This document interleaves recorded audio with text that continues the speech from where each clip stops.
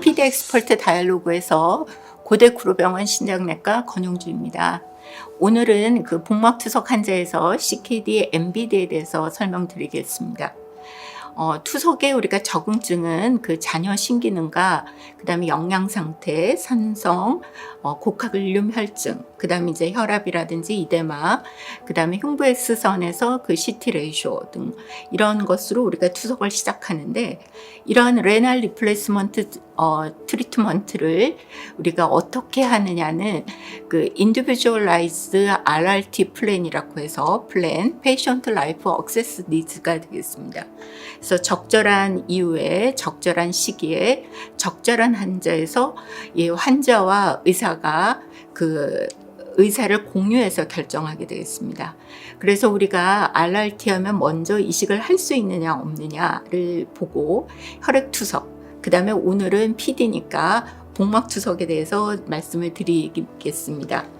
복막투석은 우리가 비만이라든지 하이진 나쁘다든지 시력, 그 다음에 여러 가지 개복 수술을 해서 유착이 있다든지 당뇨 조절이 잘 안 된다든지 콤플라이언스가 나쁘다든지 그 다음에 이러한 질환이 있을 때 우리가 조금 곤란하고 그 이외에는 괜찮습니다. 그래서 이렇게 복막투석을 할 때 실제적으로 이 복막투석을 할 때 우리가 어떤 복막투석을 할 것이냐 이제 결정을 할 때 이 신장 이식의 브릿지, 교량 역할을 할 거냐 아니면 계속해서 투석을 해서 나중에 바이모달 혹은 혈액투석으로 넘어갈 것인지, 그 다음에 또 환자의 레지듀얼 레날 펑션이 얼마나 되는지, 그래서 우리가 복막투석액의 양과 환자의 라이프 스타일에 따라서 우리가 어떻게 처방을 할 건지 결정을 하겠고, 그다음에 환자가 당뇨에 대해서도 우리가 선정을 하겠습니다. 자, 이제 우리가 CKD MBD에서는 바로 우리가 칼슘 달라세이트가 중요한데 스탠다드 혹은 로우를 결정하게 되겠습니다. 그래서 우리가 로우와 스탠다드 칼슘 달라세이트인데 오늘 FMC인데, 이 FMC는 밸런스 솔루션이 그 2, 3, 4와 17, 18, 19 이렇게 있죠. 그래서 2, 3, 4는 우리가 이제 그 1.75mm몰, 그러니까 스탠다드 칼슘이 되겠고, 17, 18, 19는 로우 칼슘이라서 1.25가 되겠고, 피지오네알은 로우 칼슘이 되겠습니다. 실제로 우리가 CKD MBD의 타겟 레벨이라고 하는 파라미터는 칼슘, 인, PTH, ALP, 25하이드록시 바이타민 D 등을 우리가 고려해서 하겠습니다. 자, 일단 먼저 증례를 보도록 하겠습니다. 여자 55세고 이 19년 8월 21일에 초진으로 오셔가지고 검사는 이러한 걸 보여줘서 아마 CGN이지 않을까 이렇게 했고, 환자와 의사를 얘기를 했을 때 그 디시즈드 도너의 신장 이식을 원해서 일단 브릿지로 복막투석을 시작을 했습니다. 환자가 복막투석을 할 당시에 칼슘 8.5, 커렉티드 칼슘은 9.2가 되겠고, 그 다음에 ALP는 노말 정도고, PTH도 괜찮으셨고, 25하이드록시 바이타민 D도 괜찮았습니다. 복막투석을 환자가 19년에 와서 복막투석을 시작할 당시에 그 당시 우리 칼시트리올 용량과 복막투석 시작하면서 피바인더와 콜레칼시페롤을 계속 사용을 하고 있었고, 그러고 나서 이제 거의 한 10개월째 이러한 스탠다드를 골라서 했었는데, 스탠다드를 골라서 했을 때 스탠다드에서 우리가 칼슘과 그 다음에 알부민은 복막투석을 하면서 4.0으로 호전이 되고, PTH는 조금 떨어지고 이러한 양상을 보여서 칼시트리올을 홀드하게 됐습니다. 이 환자의 그 덱사는 지금 보면 오스테오페니아 소견을 보였고, 처음에는 이제 이렇게 칼시트리올을 홀드했지만 나중에는 이 로우 칼슘 달라세이트를 4개 중에 1개, 그 다음에 또 상황을 봐서 4개 중에 2개, 4개 중에 3개, 이제 다 로우 칼슘 달라세이트로 그 KT 할 때까지 우리가 진행하도록 하겠습니다. 이 환자는 저희 병원에는 2014년 10월에 오셨는데 제 외래는 신장 이식을 위해서 21년 3월 16일에 방문을 했었고, 당시 검사를 봤을 때 환자의 원인은 이 환자도 CGN으로 보입니다. 이 환자는 저를 보고 리빙 도너에서 문제가 있어서 이제 담당 선생님이 복막 투석을 시작을 하셨고, 복막 투석은 이 환자는 로우 칼슘 달라세이트를 시작을 했었습니다. 근데 이 환자가 로우 칼슘 달라세이트를 시작할 당시에 검사를 보면 ALP가 저희 병원은 100가지가 정상이라서 ALP가 증가되어 있었고, 부갑상선 호르몬도 373으로 증가되어 있었습니다. 그래서 이 환자가 일주일에 그 칼시트리올을 1.75 정도 복용을 하고 있었는데, 제가 이제 신장 이식하면서 복막 투석하는 걸 알고 칼시트리올을 일단 증량을 해드리고 그 선생님한테 보내드렸습니다. 그래서 담당 선생님께서 쭉 보셨고, 제가 이번 강의 때문에 한번 이거 를 봤더니 여전히 이제 로우 칼슘 달라세이트를 쓰고 있으셨고, 칼슘은 9.0에서 8.4로 떨어졌고, ALP는 여전히 정상은 아니고, PTH는 떨어졌는데 그 약제를 시나칼셋을 복막 투석 시작하자마자 바로 시작을 했었고, 칼시트리올은 상당히 증가되어 있습니다. 앞에 케이스랑 비교를 해보면 이렇게 스탠다드 칼슘 달라세이트를 쓰면 칼시트리올을 우리가 오히려 쓰다가 홀드를 하는 그런 상황이 되겠고, 이 환자를 보면은 칼시트리올을 우리가 증량하고 또 시나칼셋까지 같이 쓰는 것을 보여주고 있습니다. 일단 그러면 칼슘 밸런스에 대해서 우리가 여기 보면 로우 칼슘 달라세이트는 결과적으로 네거티브가 되니까 칼시트리올 용량과 칼슘 베이스드 피 바인더를 늘리는 쪽으로 가게 되겠고, 스탠다드 칼슘 달라세이트는 포지티브니까 칼슘 베이스드 피 바인더를 넌 칼슘 베이스드 피 바인더로 주로 사용을 해야 되겠고, 칼시트리올은 경과 중에서 홀드하는 쪽으로 가야 되겠습니다. 그래서 이거는 굉장히 예전 저널인데 1998년도인데 이 로우 칼슘 달라세이트를 썼을 때 네거티브 칼슘 밸런스가 생겨서, 여기서 보면 위클리 도즈에 1알파 하이드록시 그 오랄 칼시트리올 이런 것을 증량시키고, 밑에 보면 칼슘 카보네이트도 상당히 증가하는 것을 보여주고 있습니다. 그래서 이러한 로우 칼슘 달라세이트를 사용을 할 때는 이런 칼시트리올과 칼슘 카보네이트 증가를 하게 되겠습니다. 그러면 이러면 이 본에 대해서 효과는 어떻게 될 거냐? 로우 턴오버 본과 하이 턴오버 본이 있겠죠. 그래서 우리가 보면 이 어다이내믹 본 디지즈에서 이 부분을 보시면 칼슘 로딩이 많이 되면 칼슘 베이스드 피 바인더라든지 그 다음에 이런 칼시트리올, 달라세이트 칼슘 이런 것으로 인해서 어다이내믹 본 디지즈가 올 수가 있습니다.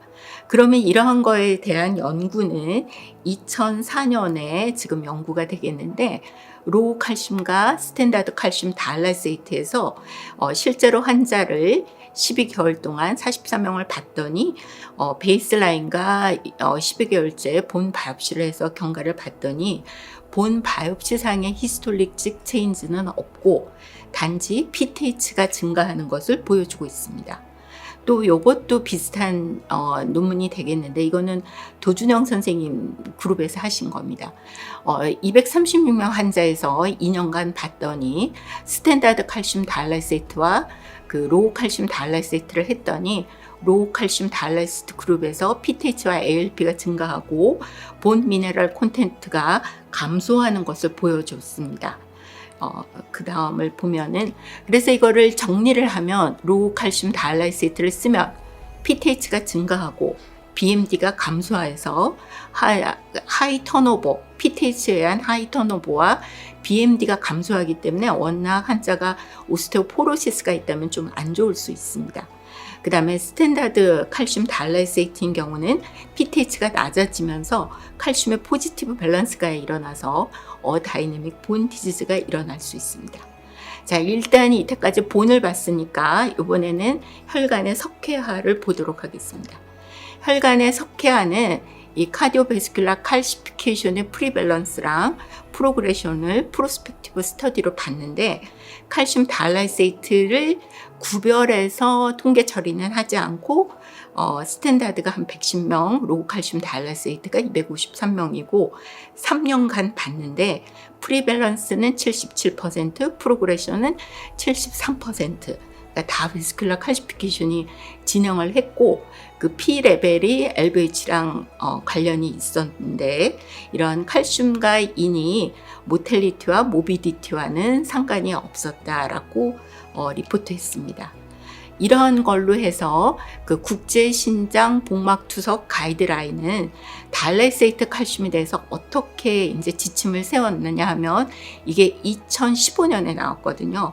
그래서 에비던스 2C로, 그러니까 그다지 에비던스는 높지 않죠. 1.25, 그러니까 로우 칼슘 달라이세이트를 주로 서제스천을 하는데 이거에 대한 레쇼날레는 복막투석에 대한 연구는 없고 혈액투석에서 혈청 칼슘이 높을 때 이러한 그 사망률이 올라가기 때문에 로우 칼슘 달라이세이트를 서제스천 했었습니다.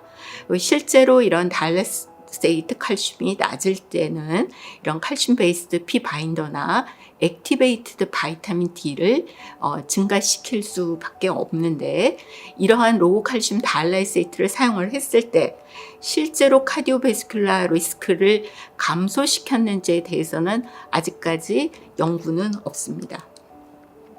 자, 그러면 이제 혈관 석회화에 대해서 보면은 이 혈관 석회화에서는 역시 로우 칼슘 달라이세이트 스탠다드 칼슘 달라이세이트가 섞여 있는 154명인데 이것도 각각 나눠서 하지 않고 전체 뭉뚱그려서 했고 실제적으로 이렇게 칼시피케이션이 많고 그 다음에 이런 칼시피케이션의 그런 혈관이 뭐 라지냐 미디움이냐 스몰이냐에 따라서 나눠주고 있습니다.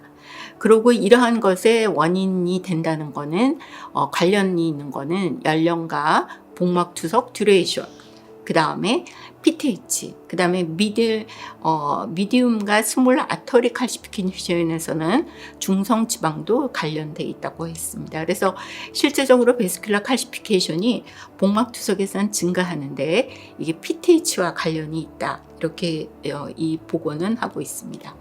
그 외에 복막투석 환자 757명에서 굉장히 최근 2020년도인데 실제적으로 그 스트로크를 봤더니 파라사이로드 호르몬이 낮을수록 스트로크에 약간 연관이 있다, 이렇게 보고 있습니다. 그 다음에 이런 그 베스큘라 칼시피케이션 말고 또 모텔리티에 대해서 그 칼슘을 대해서 해봤더니 이 12만 9천 명에 대한 데이터에서 분석을 했더니 그 언커렉티드와 그 언커렉티드 세rum 칼슘이 8.5 이하이거나 10.2 이상일 때 모텔리티가 증가된다, 이렇게 보고 있습니다. 그래서 이러한 게 이때까지 그 연구들을 또 이 다른 연구에서 보면 카디오베스큘러 모텔리티 역시 4,424명에서 했을 때 인이 높거나 PTH가 낮을 때 카디오베스큘러 서바이벌에 연관이 있다, 이런 논문이 있습니다. 그래서 여기까지 지금 아까 보는 우리가 로우 턴오버, 하이 턴오버 이렇게 설명을 드렸고 혈관 석회화와 카디오베스큘러 모텔리티는 아직까지 뚜렷한 에비던스는 없지만 인이 높거나 PTH가 낮거나 혹은 칼슘이 너무 높거나 낮을 때 연관이 있지 않을까 보고 있습니다. 자, 그러면 이때까지 이거에 대해서 그 로우 칼슘 달라이세이트와 스탠다드 칼슘 달라이세이트에 대해서 그 메타 분석 연구가 두 편이 있습니다. 하나는 2015년, 하나는 2019년이 되겠는데 2015년은 연구가 4개를 가지고 했고 이럴 때 실제적으로 로우 칼슘 달라이세이트에는 토탈과 이오나이즈드 칼슘이 감소하고 하지만 포스페이트 레벨은 그렇게 변화를 시키지 않았고 본 메타볼리즘에는 영향을 주지 않았지만 PTH는 증가한다, 이렇게 메타 분석을 했습니다. 그 다음에 2019년에는 RCT 4개와 넌 RCT 3개 7개의 연구를 가지고 메타 분석을 했는데 여기서도 1.75는 IPTH가 감소되고 1.5는 칼슘과 이오나이스 칼슘이 감소했고 그 이외에 뭐 모텔리티라든지 이런 인이라는 거에 대해서는 이 시그니피컨스하게 통계 처리를 할 수는 없었습니다.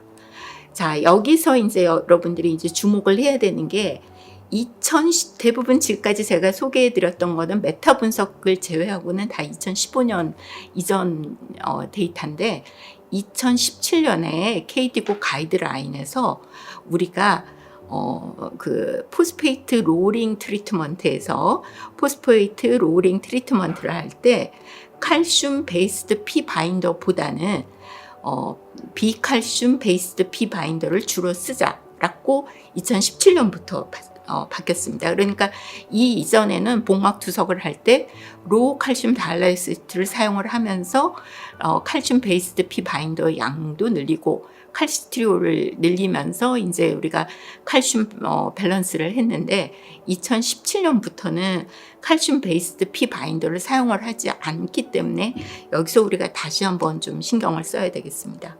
자, 아까 보여드렸던 그 슬라이드인데 칼슘 밸런스는 로우 칼슘 다이알라이시트는 네거티브, 스탠다드는 포지티브라서 이러한 약제의 차이를 보여주게 되겠습니다. 또 하나 여기서 또 재밌는 연구가 이건 2003년인데요.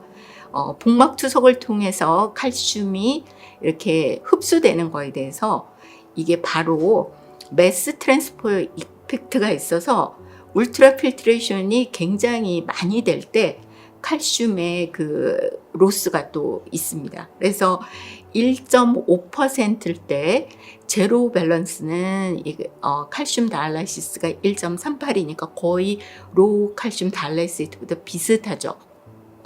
근데 만약에 복막 투석액에서 2.5%나 3.9%를 쓸 때는 네거티브 밸런스, 그러니까 제로 밸런스를 하려면 실제로 칼슘이 1.7이나 2.2까지도 고려해야 된다. 그러니까 다시 말해서 복막 투석을 할 때 하이 글루코즈를 쓸 때 더 네거티브 밸런스가 될 수 있다는 것을 시사합니다. 자, 이번에도 또 증례를 보여드리겠습니다. 45세 여자고 저희 이 환자는 2007년부터 제가 봤었고 마지막에 이제 21년도에 복막 투석을 할 때 BMI가 29.9. 뭐 오베시티까지는 아니지만 약간 그런 분이었는데 이분은 21년도 6월 복막 투석을 할 때 인이 살짝 높죠. 알부민 3.6, 그다음 PTH 136, 그다음에 25 하이드록시 바이타민 D 27.7, 그다음에 칼시트리올은 당시에 주당 0.5를 쓰고 있었고 콜레칼시페롤은 주당 4,000을 쓰고 있었고 복막 투석을 시작하면서 피바인더 세발라마를 스타트했습니다. 그러고 이제 이 환자가 지금 9개월이 지났죠. 그래서 보면 E는 감소했고, 그 다음에 뭐 알부민도 투석하면서 좀 증가했고, PTH는 살짝 올랐죠. 확실히 로우 칼슘 다이알라이시스를 쓰면 PTH가 증가하는 걸 보였고, 콜레칼시페롤은 동량을 줬는데도 약간 감소했습니다. 그래서 이 환자는 칼시트리올을 0.5에서 0.75로 증량을 했었고, 저 같은 경우는 이제 인이 3.3이라도 세발람을 끊지 않고 약간 용량을 줄여서 주다가 그 다음에 다시 4가 넘으면 재용량을 줍니다. 그래서 로우 칼슘 다이알라이시스를 썼고 1.5%를 주로 썼는데 그 네거티브 칼슘 밸런스가 생기기 때문에 현재 그 환자는 우리가 PTH가 살짝 증가했고 칼시트리올이 증량시켰습니다. 이 환자는 저희 병원에 21년 2월에 왔고 저한테 이제 신장 이식 상담 때문에 21년 3월에 왔었고 그때 당시 검사나 뭐 병력을 봤을 때 원인 질환은 당뇨병성 신증이었습니다. 제가 이미 신장 이식을 상담을 할 때 이미 이 환자는 복막 투석 수술을 시작을 했고 그때 당시 처방은 로우 칼슘 다이알라이시스를 2000을 3번 아이코덱스트린 이렇게 사용을 했었습니다. 그래서 환자의 검사를 봤는데 칼슘이 6.5 굉장히 낮죠. 그다음에 ALP 저희 병원은 100 이하인데 140이 상당히 높고 PTH 325고 25 하이드록시 바이타민 D는 측정이 안 돼 있었고 콜레칼시페론 사용을 안 했었고 그래서 이제 칼시트리올을 주당 1.75여서 당시에 코노스 등록을 하고 요번에 이제 강의 준비하면서 이제 다시 이 환자를 열어서 봤더니 이 환자는 네가티브 칼슘 밸런스가 되겠죠. 로칼슘 다이알라이세이트를 썼으니까. 근데 이제 칼슘은 6.5에서 7.7로 살짝 증가했고 ALP는 큰 차이 없는데 그 PTH는 좀 증가했죠. 여전히 25하이드록시 바이타민 D는 검사가 없었고, 여러분 보시면 알겠지만 칼시트리올이 1.75에서 주당 5.25로 굉장히 많이 증가한 걸 보여줍니다. 그래서 이렇게 로우 칼슘 다이알라이세이트는 그 네거티브 칼슘 밸런스이기 때문에 이런 걸 유지하기 위해서 칼시트리올과 칼슘을 좀 쓰는 것이 증가할 수 있습니다. 자, 그러면은 여기서 이제 칼슘 파라사이리드 엑시스에서 그 엑시드 베이스 스테이투스에서 조금 차이가 있는데, 이거는 바로 이오나이즈드 칼슘이 혈액 투석에서 비해서 복막 투석 환자에서 이오나이즈드 칼슘이 더 낮다는 걸 보여줍니다.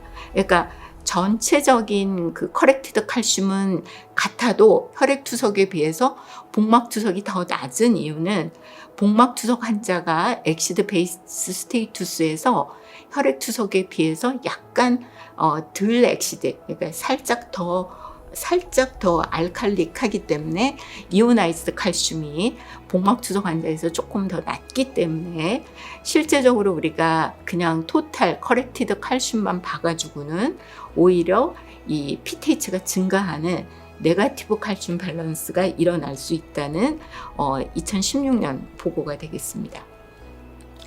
또 이 연구도 이오나이즈 칼슘과 커렉티드 칼슘의 레이쇼를 봤는데 169명 환자에서 복막 투석 환자에서는 이 레이쇼가 더 낮다. 아까 앞에 그 연구와 비슷하게 이오나이즈 칼슘이 낮다.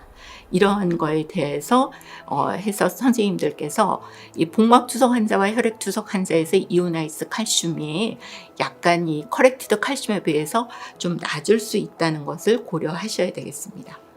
이오나이즈드 칼슘과 커렉티드 칼슘은 이 연구에서도 169명의 환자에서 그 이오나이즈드 칼슘이 낮은 환자에서는 복막 투석이 좀 더 길거나 이런 것을 보여주고 있습니다. 그리고 아까 보여드린 마찬가지로 메타볼릭 알칼로시스 pH가 좀 더 증가되어 있는 환자에서 이오나이즈드 칼슘이 낮은 것을 보여줍니다. 여기서도 보시면 이 이오나이즈 칼슘과 그 다음에 이제 커렉티드 칼슘에서 우리가 이런 차이를 보여주고 있습니다. 자, 이번에 이제 마지막 측례가 되겠습니다. 이제 45세 남자고요. 이 환자는 2011년 1월에 사고로 급성 심부전이 됐다가 그 다음에부터 이제 그 투석을 시작하신 분이 되겠고, 이 환자는 그 CKD MBD가 컨트롤이 안 돼서 부갑상선 절제술을 그 우측 상하부, 우측 하부, 그 다음에 좌측 상부 이렇게 3개를 잘라냈습니다. 그리고 당시에 그 수술할 때 그 부갑상선이 1029에서 78까지 그러니까 수술장에서 이렇게 떨어진 걸 봤고, 저는 이제 신장 이식 상담을 위해서 20년 4월 22일 날 제가 봤었습니다. 근데 이게 지금 저희가 이제 프로그램이 바뀌어가지고 그래프가 예쁘게 안 나와서 제가 이걸 이렇게 적은 건데, 이게 일일이 이게 제가 사실은 타이핑을 해서 오늘 봤더니 이게 457인데 제가 57이라고 적어놨더라고요. 근데 이거 그냥 차트에서 제가 복사한 겁니다. 그래서 이걸 왜 보여주는가 하면, 당시에 이제 2286, 이 IOPTH는 엘라이저 검사고, 이거는 이제 동요원서라서 2286이 수술을 하고 44까지 떨어졌는데, 그러고 나서 이제 1286까지 이제 오르셔가지고, 제가 봤을 때 이제 그때가 이제 1286이었는데, 다시 수술을 해야 되냐, 뭐 이런 걸로 상담 중이라고 하셨었습니다. 그래서, 그 당시 이 환자가 이 복막 투석액이 그 로우 칼슘 다이알라이세이트를 쓰고 있었기 때문에, 제가, 그러지 말고, 일단 스탠다이자이드 칼슘 다이알라이세이트 1.75짜리로 바꾸자. 그렇게 해서 이제 1.75짜리로 바꾸고, 제가 이제 칼시트리올하고 칼슘을 주면서 그 PTH가 지금 1286까지 갔다 온 게 이제 다시 이렇게 조정이 되는 것을 보여줍니다. 그리고 이제 그러고 나서 이제 거의 2년 정도 되니까 지금 환자가 굉장히 음식을 잘 드시는 편이어가지고 인이 상당히 높습니다. 그래서 이 환자가 가장 최근 2022년 3월 검사는 칼슘 인이 다 높은데 ALP가 여전히 많이 높아서 166, 그러니까 100 이하가 정상인데 여전히 부갑상선 절제술을 했는데 여전히 정상이 아니고 부갑상선은 457, 그다음에 콜레칼시페롤은 이제 정상 범위고 이 환자는 이 ALP가 높기 때문에 부갑상선 수술을 했지만 시나칼셉보다는 칼시트리올을 조절하는 게 좋아서 일주일에 3.5 마이크로그램. 그다음에 이제 피 바인더는 아침에는 탄산칼슘 한정, 점심 저녁에는 벨포로 각각 한정, 그다음에 콜레칼시페롤은 3,500 IU를 지금 요거는 제가 지금 처방하고 있습니다. 그래서 이렇게 파라사이로덱토미를 했을 때는 로우 칼슘 다이알라이세이트를 사용을 하면 이 헝거리 본 신드롬이 악화되기 때문에 컨트롤하기가 힘들고 경우에 따라 이 환자처럼 수술하고 44에서 1200까지 증가해서 마치 부갑상선이 재발한 것처럼 판단을 할 수도 있습니다. 그래서 이거에서 보면 이거는 이제 그런 건 아니고 복막투석에서 파라사이로덱토미를 하고 나서 헝거리 본 신드롬이 혈액투석 환자보다 적게 온다라고 했는데 아마도 이거는 이제 중국에서 나왔는데 추정 건태 이거는 아마 스탠다드 칼슘 다이알라이세이트인데 제가 논문을 열심히 봤는데 그 칼슘의 농도에 대해서는 없더라고요. 자, 이제 그 정리를 해드리겠습니다. 자, 요약하면 가장 중요한 거는 복막투석 치료라는 건 개별화 치료가 가장 중요합니다. 퍼스널라이즈드, 우리가 프리시전 메디신 이렇게도 요즘 말하죠. 그 다음에 이 다이알라이세이트 콘센트레이션이야말로 인디비주얼라이즈 해야 되고 설사 2015년 ISPD 가이드라인에서 1.25 로우 칼슘 다이알라이세이트가 이게 서제스천이 됐다 하더라도 로우 칼슘 다이알라이세이트를 스탠다드로 사용을 해서는 안 된다. 그리고 1.75를 사용할 때는 어떤 환자한테 주로 사용하는가 하면 세컨더리 하이퍼파라사이로즘이 있거나 아니면은 칼슘이 좀 낮거나 아까 우리가 증내 4번 그런 환자거나 BMD가 낮은 환자, 증내 1번 환자 이런 환자인 경우는 스탠다드가 더 좋죠. 그 다음에 이제 로우 칼슘 다이알라이세이트인 경우에는 하이퍼칼세미아가 있는 환자인데 오늘 이제 보여준 그 증내에는 없습니다. 그래서 이러한 환자들은 이제 아까 제가 첫 번째 환자가 맨 처음에 칼시트리올을 홀드했다. 그리고 점진적으로 로우 칼슘 다이알라이세이트를 4번 중에 1번, 4번 중에 2번, 4번 중에 3번 이렇게 점진적으로 늘릴 계획이다. 이렇게 한 게 바로 이런 테일러드 다이알라이시스 플루이드. 그러니까 로우 칼슘과 스탠다드 칼슘의 비율을 적절히 유지를 해서 칼슘 밸런스를 하는 게 좋겠습니다.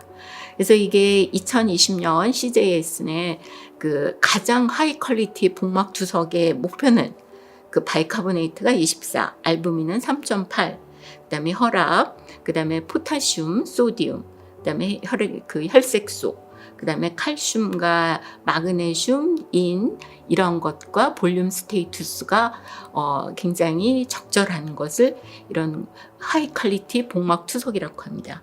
이제 CKD-MBD에 대해서 여러분들이 보셨어. 지금 복막 투석을 시작하실 때 환자의 칼슘과 ALP, PTH 이런 것을 보셔서 스탠다드 칼슘 다이알라이세이트를 사용할 것이냐, 로우 칼슘 다이알라이세이트를 사용할 것이냐 이렇게 결정을 하시고 환자를 계속 보는데 그냥 매너리즘에 빠져서 계속 이렇게 처방을 하다 보면 스탠다드 칼슘 다이알라이세이트는 포지티브 칼슘 밸런스로 환자가 로우 턴오버, 어다이내믹 본 디지즈, 베스큘러 칼시피션 이렇게 갈 수가 있고 그 다음에 로우 칼슘 다이알라이세이트를 계속 매너리즘으로 치료를 하다 보면 세컨더리 하이퍼파라사이로즘과 그 BMD도 악화되는 소변을 보여줄 수 있습니다. 그리고 또한 파라사이로덱토미를 했을 때는 헝거리 본 신드롬을 위해서 스탠다드 칼슘 다이알라이세이트가 포지티브 칼슘 밸런스에서 좀 더 유리한 것을 보여주겠습니다. 자, 오늘 이것으로 마치겠습니다. 감사합니다.